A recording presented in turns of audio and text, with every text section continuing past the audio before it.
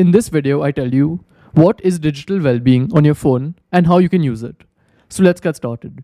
So if you have an Android phone, then you would have seen this app of digital well-being and it's available in settings. So I'll quickly go to it. Once you're in settings, just search for digital well-being. So it's called this digital well-being and parental controls. So over here, you can see all of the data regarding your phone usage. So on top, we can see our screen time for today, and we can see which apps we used and for how much time. And if you want historic data, you can just click in the center of this chart. And just like this, we can see for past days as well. So you can keep swiping to the left. And here, for up to 1 month, we can see our screen time. And for each day, we can see how much time we spent in each app. So you can just scroll through this list to get an idea. Now I'll go back. Then they also give 2 other data points, which are unlocks and notifications. So if you click on each of these, here you can see how many times you unlocked your phone on each day. And the same way you can see for past days as well.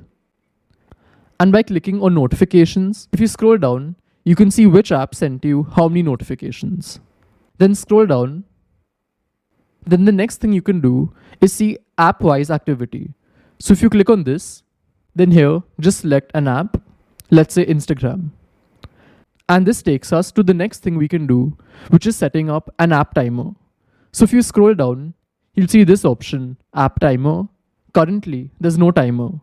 But if you click on this, then we can set an app timer for Instagram. Let's say I set it to 30 minutes and click on OK. Then as you can see, they've grayed out Instagram and I won't be able to use it today since I've used it for 1 hour already. So let's try opening Instagram. As you can see in my phone, it's grayed out as well. And if I click on it, this is what they're telling me. So I've come back to the main page. And if you click on app timers, from this page, you can set timers to all the apps on your phone if you want to.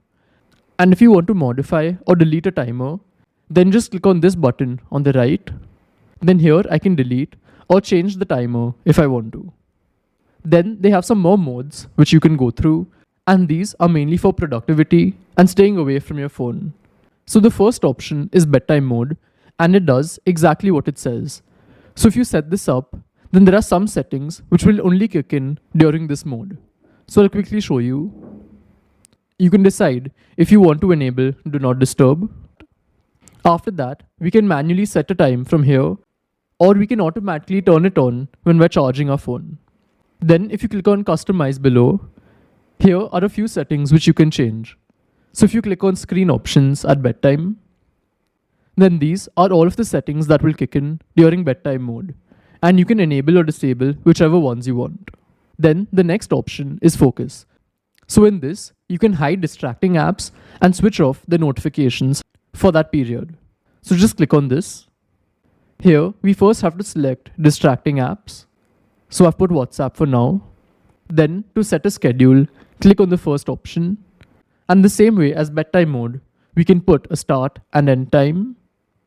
And now if I click on turn on now, as you can see, WhatsApp has been grayed out and I won't receive any notifications from them. And if I try to open it, this is what they're telling me. And now the last mode is reminders for your screen time. So if you click on this and you click on turn on, then from now on, if you spend too much time on a certain app, they'll give you a reminder.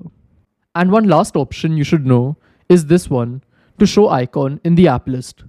So if you enable this, then you'll see digital well-being in your apps, or else you'll have to keep accessing it from settings. So this is essentially how it works.